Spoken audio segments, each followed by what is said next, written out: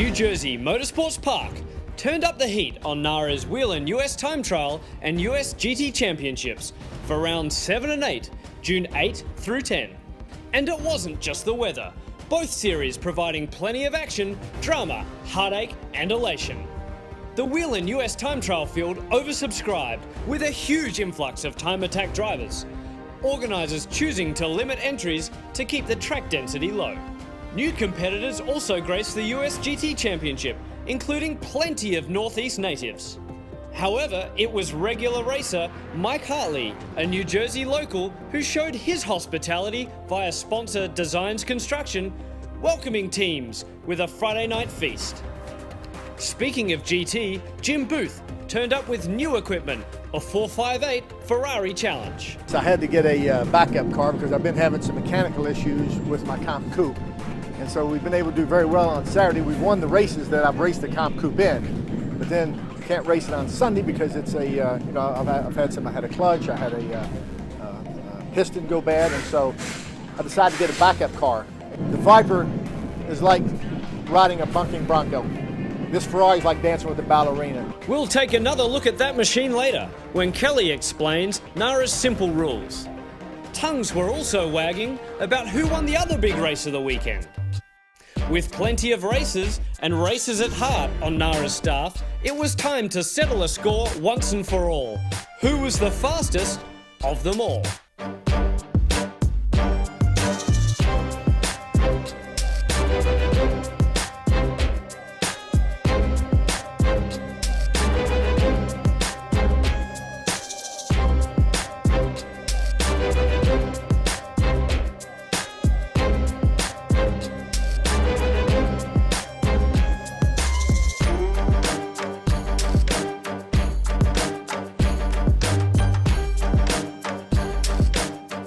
The action immediate with Barrington and JD Ash into the dirt. Everyone was racing hard. Myself and Morrison having an epic battle. Back and forth, getting physical, and using more than the racetrack. As for who won, we'll get to that later.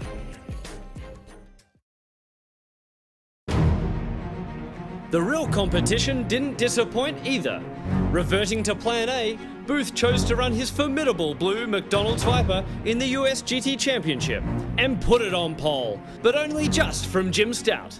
Hartley starting third with less than a tenth covering Stokey, Loudon and Moore in qualifying. The surprise Atlanta winner, George Whelan, down the order. While the frontrunners held station during turn 1, Stokey and Whelan in the dust past Loudon, who repaid the favour. Al Sayed reacting to the commotion, dropping 2 places. Stokey losing out to Loudon and Whelan.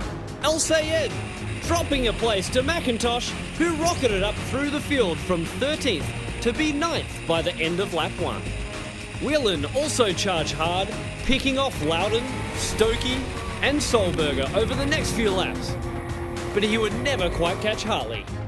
And after setting the fastest lap early on, disaster struck for Booth. I started smoking partway through the race there, and I dropped. I was running 126, 127s, and then all of a sudden I'm running 128. So the one time he got a run on me, and I thought I had hit my reference points, my braking points, and all of a sudden he's down beside me going into 1. A lap later, Lady Luck turned on Whelan. We had an issue with the rear master cylinder.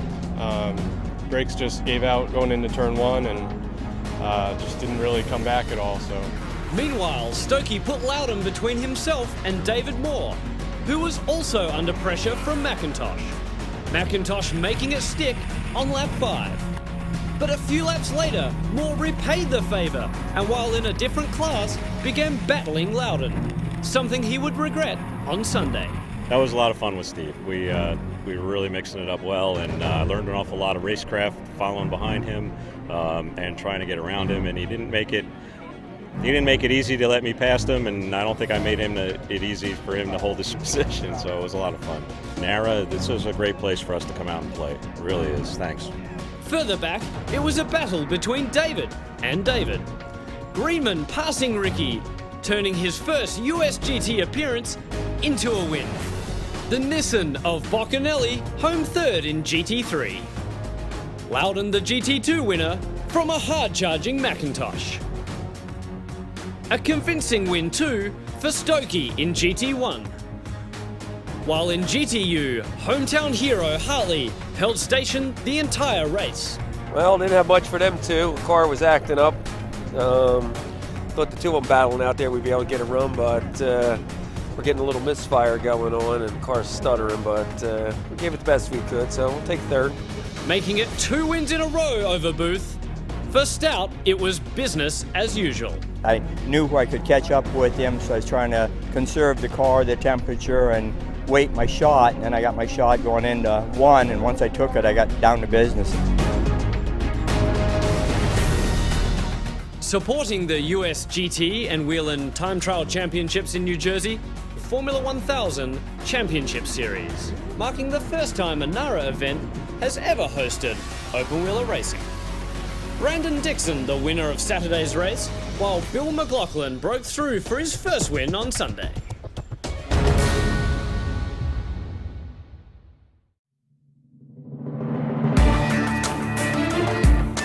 12 marks lined up for the Whelen US Time Trial Championship on Saturday, with plenty of entries from the Real Time Attack and Hero Circuit Club ranks.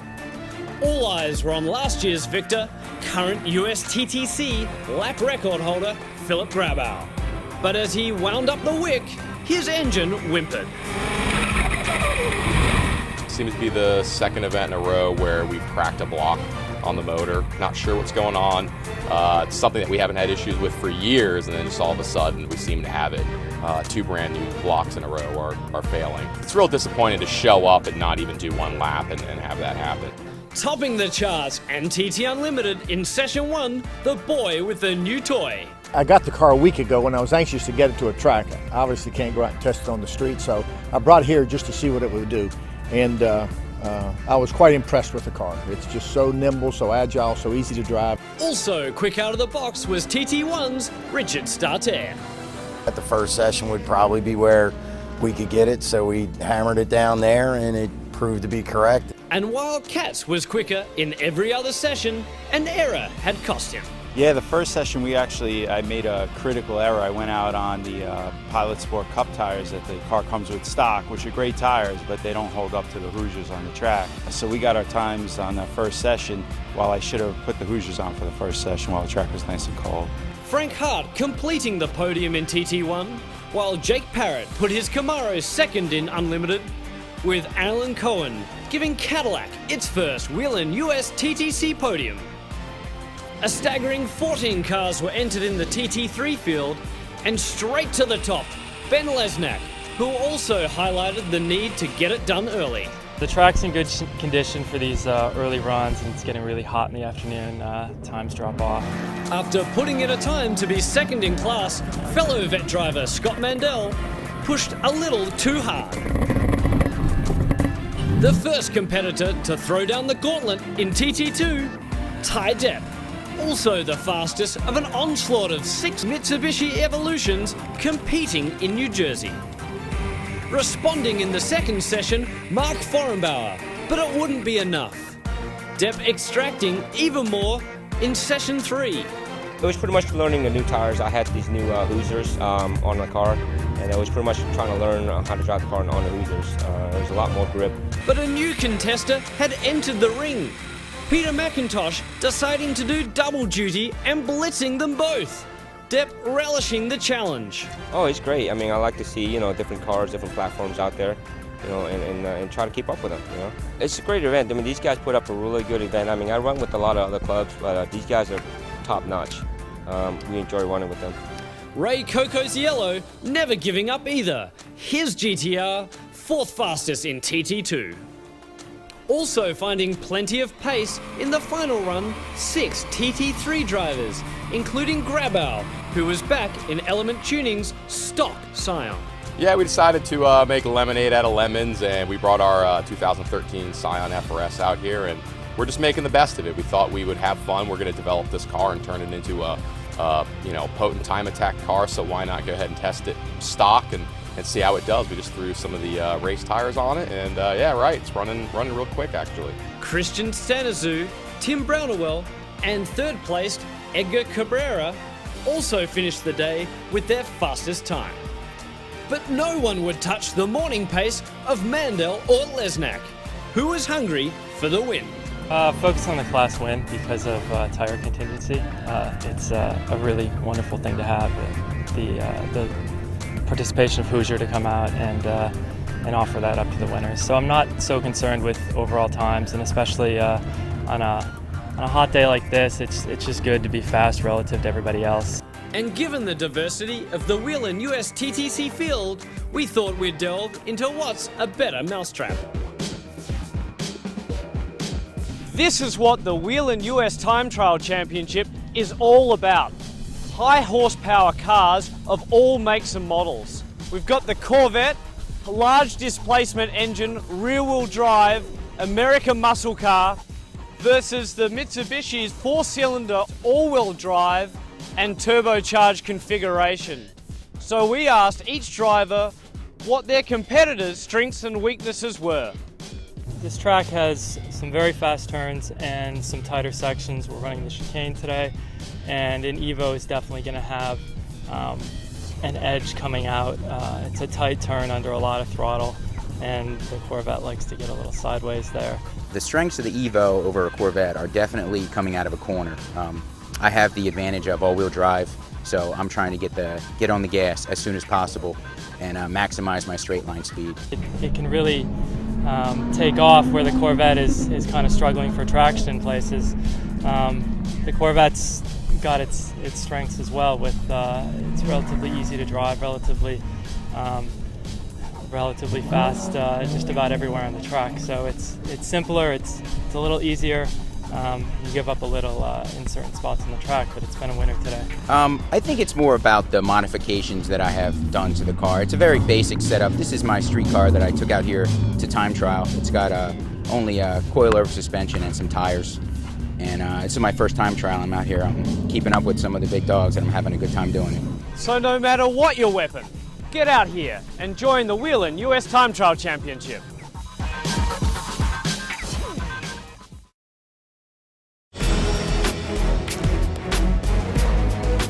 Sunday morning and the Whelen US Time Trial Championships, Steve Katz, full of optimism. You know, my car is basically it's a stock car. I've never adjusted the suspension or anything. So today I may make a couple little tweaks to it. Hopefully get a little bit more speed out of the car. While Saturday's winner, Starter, seemed more reserved. Is there a second there? Absolutely.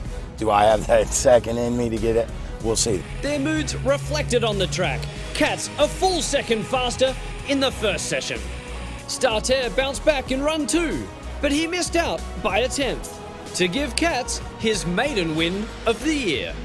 The New Day also bringing new competitors, including Craig Nugent, his Truck Series Ford F-150 home third in TT1. Another fresh face making an impact, Kurt Hissong, knocking Booth off the top step of the Unlimited podium with his 10th lap of the day. Although Booth's Saturday best remained the weekend's fastest time trial lap. Also recording his best in the morning run, Parrott to take third in class before stopping on course.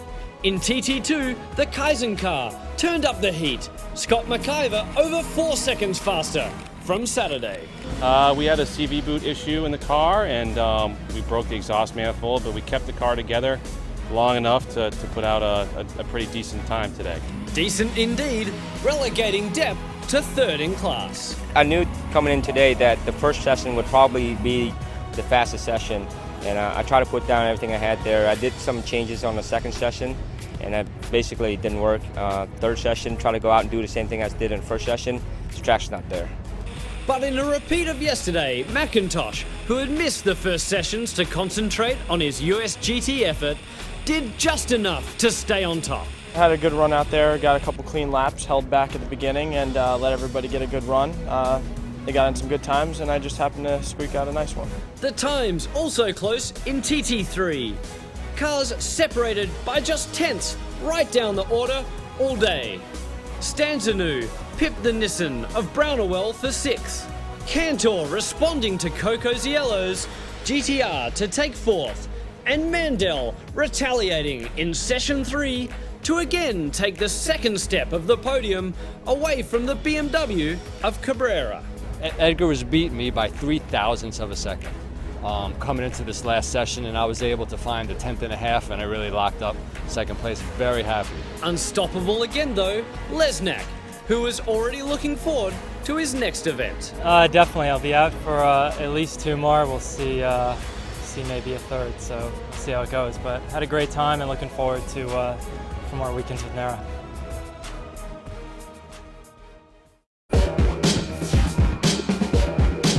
We're here at New Jersey Motorsports Park in the Tech Shed. We're actually checking on our GT and our TT teams. We have 4 classes. The Unlimited is going to be no holds barred, anything goes. Then we also have 1, 2, and 3 that are based on a simple power to weight ratio.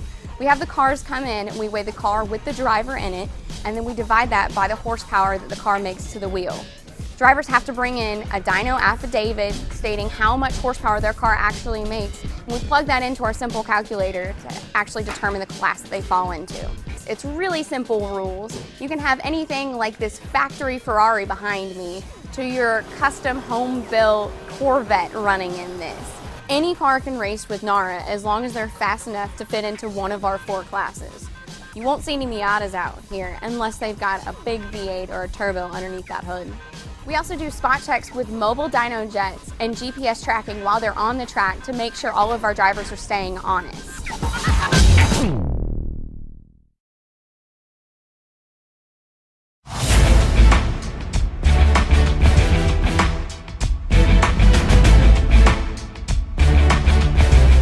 Jim Stout again found the 23s in qualifying for Sunday's US GT race. Booth struggled for pace. We're burning about a quart of oil a session, so it's down on power. Whelan then slotted into second, pressuring Booth to respond, but he fell just 2 100ths short to remain third. The big standout, Loudon, out-qualifying the faster GT1 cars. He was then promoted to fourth, when Hartley failed to fix his engine gremlin. I actually found another half a second during qualifying this morning, so that was pretty remarkable that I got that fast. I'm really, really pleased. A lot of it has to do with the setup that Archer Racing does, and also my coach, Tom Drewer. That all helps. The effort helping to set up one of the most action-packed US GT races ever. As the flag flew, Booth followed Stout through turn 1.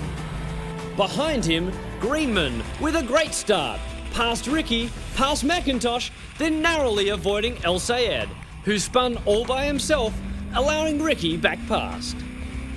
A lap later, McIntosh took over second in GT2 from Kathy Stout, the pair having the time of their lives. It was awesome. I finished third, but it was the best third I've ever finished.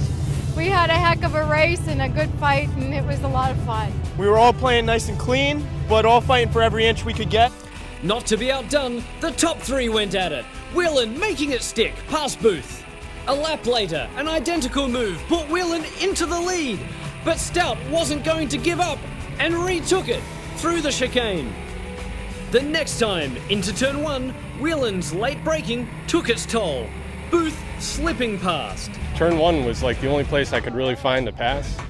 It's a real tight track. There's not a lot of good opportunities, so ended up burning up the brakes going into 1. So I don't know. I guess next time I just got to be a little bit easier on the brakes, not burn them out so quick.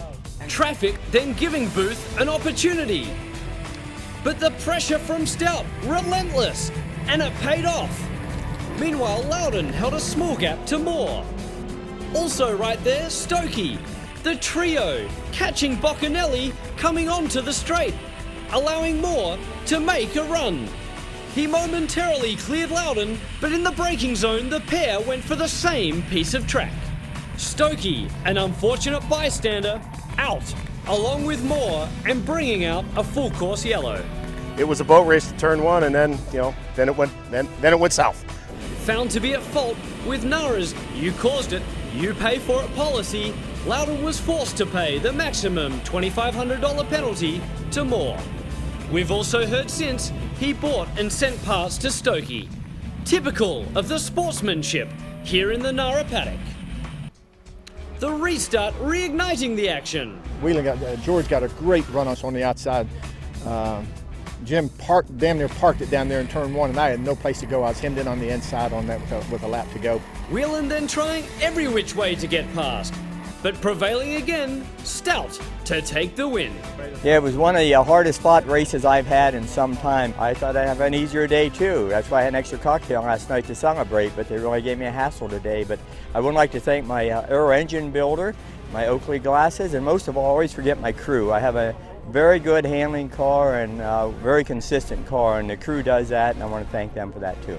Given the class championships are determined by a driver's best 6 race results, plus the final at Watkins Glen, Stout's results have put him right back into contention. A bittersweet victory for Moore in GT1. As it was for Loudon, who was also docked points for his clash. While in GT3, it was Ricky who won his first, fending off Greenman, who tried everything. Greenman may have lost the tussle, but clearly felt like a winner, summing up the weekend. The action has been non-stop and flowing. This has been the best race weekend of my career. Fast cars, nice people, and a lot of fun. Oh, and as for the karting winner, well, you're listening to him. There I go up the inside of the general manager. We'll see you next time at VIR.